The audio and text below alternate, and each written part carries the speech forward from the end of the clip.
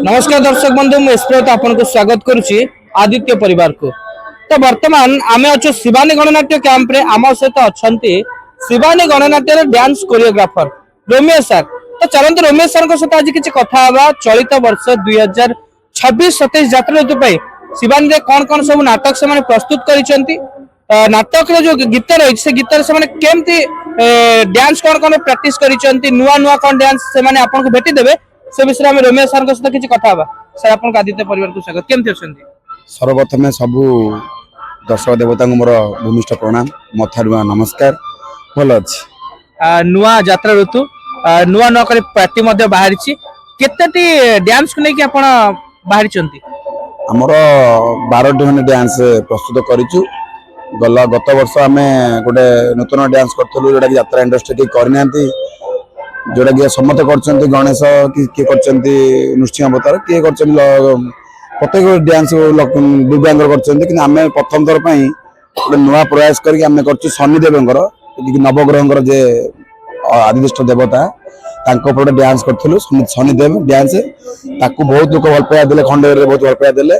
तो ए वर्ष आउ गोटे नूतन चिंताधारा करके आमे आरंभ करचु गोटे शिवंकर और गणेश ऊपर बाप पुअर ऊपर गोटे करिचु निहाती आउ दर्शक भी बहुत भल पाइले। भुवन समस्त बहुत दर्शक देवता आम बहुत आशीर्वाद कले समस्त भी कही भल है बोली आम चेष्टा चलाऊ आहरी केमती भल करने आ बाकी तक जो सब डांस करचु जो नूतन ट्रेंडिंग सॉन्ग जो सब बाहर से सब प्ले करचु जोड़ा लोक दर्शक भल लगुव राय से देवे ऑटोमेटिक हिट हिट कौन नाच रही जोटा कि लोक अने बसले डांस केते बेला आसीबो सेमती हिट कौन रही?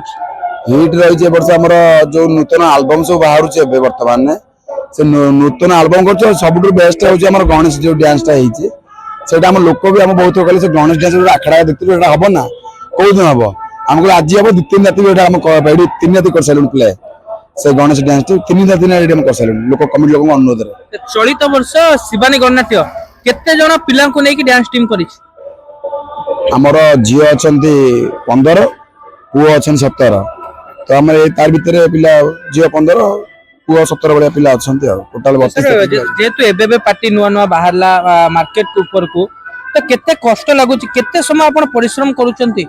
कष्ट निहाती लगुच आज्ञा कष्ट लगे केमती राति अंधेर हवाटा होची आम पई एडा बहुत बड़ कष्ट कथा से भी आम कलाकार को हसैया लोक दर्शक देवान हसैया आम कलाकार मिछर अभिनय हसरे आम हसुचे कि मनर कष्ट को केउ बुझी पारंतिनी कि लोक आम सबकि करूँ ए कला गोटे एमती जिनस जोटा कि आम के चाहिए लुचि रखापी लुचि रही पार ऑटोमेटिक दर्शक देवता पाखक आम नुआ प्रयास नहीं आसी जाऊे आ दर्शक ताली आम एत आशीर्वाद मिलूँ आमको आम बहुत प्राउड फिल करुँ।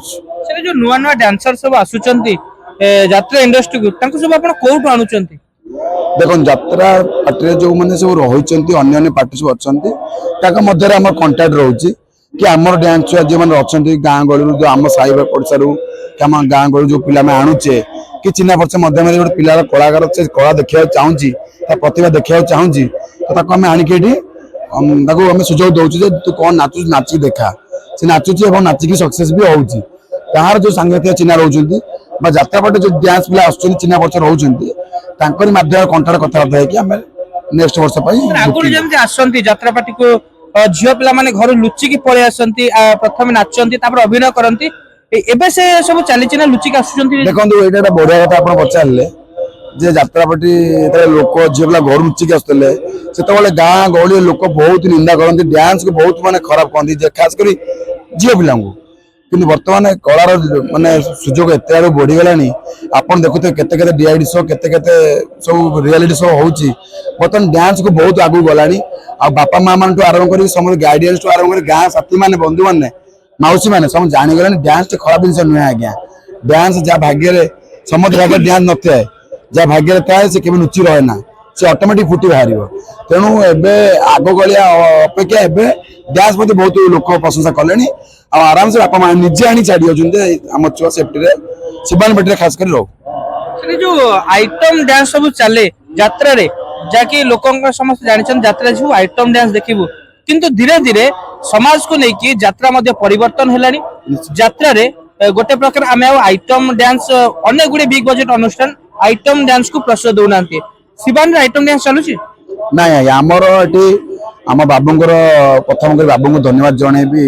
ଗୋଟେ ମହାନ ପୁରୁଷ ବାବୁ ଆମର ବାବୁ ପ୍ରଥମ ଚେତି ଦେଇଛନ୍ତି ଯେ ଏଇଟା ହଉଛି ଘରୁଆନା ପାର୍ଟି 50 ବର୍ଷ 60 ବର୍ଷର ପାର୍ଟି ଏଠି ଆମର ନେକେଡ ବୋଲି ଜିନିଷ କିଛି ଚାଲିବ ନାହିଁ। ତେଣୁ ଆମେ ଅଶ୍ଳୀଳତାକୁ ବାଦ ଦେଇକିରି ଯୋଉଟା ଶୃଙ୍ଖଳିତ ଯୋଉଟା ଦର୍ଶକ ମନକୁ ଛୁଇଁବ ସୁନ୍ଦର ଡ୍ୟାନ୍ସ ବାଛି ବାଛି ଆମେ ଦଉଛୁ କିନ୍ତୁ ନଗ୍ନତାର ଏଠି ପ୍ରଶ୍ନ ହିଁ ଉଠୁନି। ଆମେ ଅଶ୍ଳୀଳ ଡ୍ୟାନ୍ସ ଏବଂ ଆଇଟମ ଡ୍ୟାନ୍ସ କୁ ବ୍ୟାନ୍ ଆମେ ସିବାନ ପେଟରେ ନଗ୍ନତା ଡ୍ୟାନ୍ସ କିଛି କରୁନୁ କି ଅଶ୍ଳୀଳ ଡ୍ୟାନ୍ସ କିଛି କରୁନୁ କି ଆଇଟମ ଡ୍ୟାନ୍ସ କିଛି କରୁନୁ। ମାନେ ଡ୍ୟାନ୍ସ କରିବାକୁ ଆସନ୍ତି ପ୍ରାୟ ଆମେ ଦେଖିଛୁ ଯାତ୍ରାକୁ ଆସିଲା ପରେ ଗୋଟେ ଯୋଡି ବନି ଯାଆନ୍ତି। ସାର୍ ଆକ୍ଚୁଆଲି କଣ ଯାତ୍ରାରେ ଯୋଡି ବନିଗଲେ ଚାକିରି ରୁହେ ବୋଲି ଲୋକ କହୁଛନ୍ତି, ଏଟା କଣ ସତ କଥା? ନାଇଁ ଆଜ୍ଞା ଏଇଟା ଭୁଲ କଥା। ଯୋଡି କଥା ନୁହଁ। ଦେଖନ୍ତୁ ଭଗବାନ ଉପରେ ଜଣ ଗୋଟେ ନାରୀ ପାଇଁ ଗୋଟେ ପୁରୁଷ ବନିଛନ୍ତି, ଗୋଟେ ପୁରୁଷ ପାଇଁ ନାରୀ ଅଟୋମେଟିକ ସେ ଲେଖିଛନ୍ତି।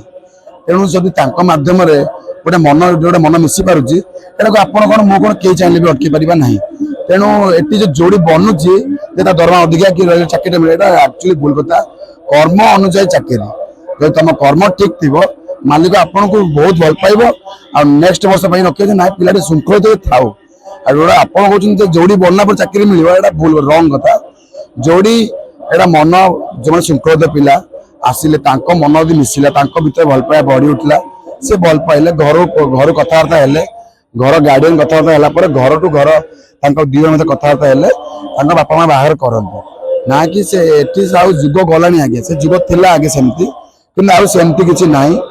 ଏବେ ଯୋଡି କଥା ଚାକିରି ସମସ୍ତ ପାଇଁ ଥୁଆ ସୁନ୍ଦର ନାଚିଲା ତା ପାଇଁ ଚାକିରି ଥୁଆ ନଚାଇ ପାରୁଥିଲେ ବାବୁ ଆମର ଏମିତି ଜଣେ ନ ନାଚି ପାରୁ ବରଂ ପିଲାଟି ଶୃଙ୍ଖଳା ଥବ ତା ଦି ପଇସା କମୁ ତା ଘର ଚଳୁ।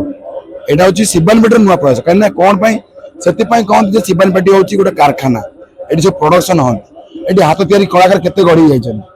ତେଣୁ ଏଠି ସେମିତି କିଛି ନାହିଁ ଯେ ଯୋଡି ହେଲେ ହିଁ ଚାକିରି ଦିଆହବ ନା। ଆମେ ଦେଖିଛୁ ବଡ ବଡ କଳାକାର ମାନଙ୍କ ପାଇଁ ଏସି ର ରୁମ ରହିଥାଏ, ଭଲ ଭଲ ରୁମ ଦିଆଯାଏ। ସେମିତି ଯାତ୍ରା ଇଣ୍ଡଷ୍ଟ୍ରିରେ ଡ୍ୟାନ୍ସର ମାନଙ୍କ ପାଇଁ କିଛି ରୁମ ର ବ୍ୟବସ୍ଥା କରାଯାଏ ନା ସେମାନଙ୍କୁ ଟେଣ୍ଟ ତଳେ ରହିବାକୁ ପଡେ?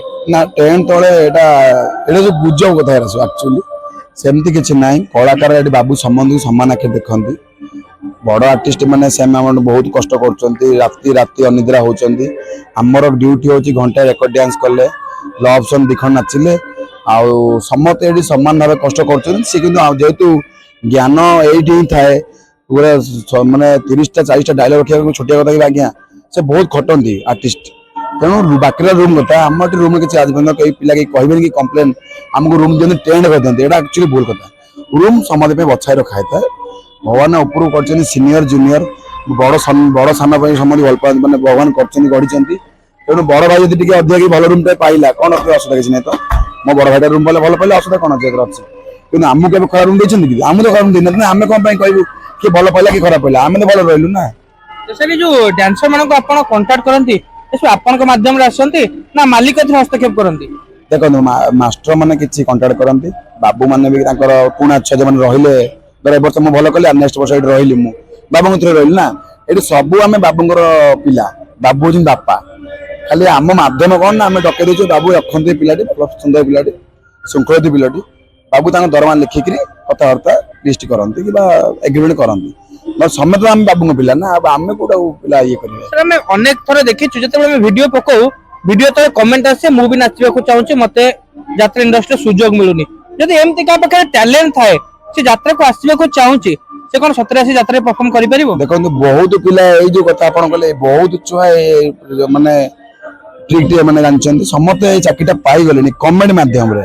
କେତେ କେତେ ଡ୍ୟାନ୍ସର ଆମର ବି ଅଛନ୍ତି ଏବେ ସବୁ ଆସିଗଲେଣି ଆମର ସବୁ କୋଣାର୍କକୁ ବା ଧଉଳିକି ବା ଆମ ଶିବାନୀ ବି ଆସିଛନ୍ତି କମେଣ୍ଟରେ ମାନେ ଆମେ ମେସେଜ କରିଛନ୍ତି ଯେ ଆମେ ଆଜ୍ଞା ଶିବାନୀ ଯିବାକୁ ଚାହୁଁଛୁ। ତାଙ୍କୁ ଆପଣ କଣ୍ଟାକ୍ଟ କରିକି ଆଣିଛନ୍ତି? ନିହାତି ଆଣିଛୁ ଆମେ ଆଣି ଚାକିରି ଖଣ୍ଡେ ଆମେ ତାଙ୍କୁ ଦେଇଛୁ। ତାର ମନରେ ତାଙ୍କ ମୁହଁରେ ଆମେ ହସ ଫୁଟେଇଛୁ। ସେ ଯୋଉଟା ଚାହୁଁଥିଲେ ଏଇଟା କରିଛୁ। ଦେଖିଛୁ ଆମେ ଗୋଟେ ପିଲା ଚାହୁଁଛି ତାର କଳା ପ୍ରଦର୍ଶନ କରିବା ପାଇଁ ଆମେ ତାକୁ କାହିଁ ସୁଯୋଗ ନ ଦେବା ଅଟୋମେଟିକ ତାକୁ ସୁଯୋଗ ଦଉଛୁ।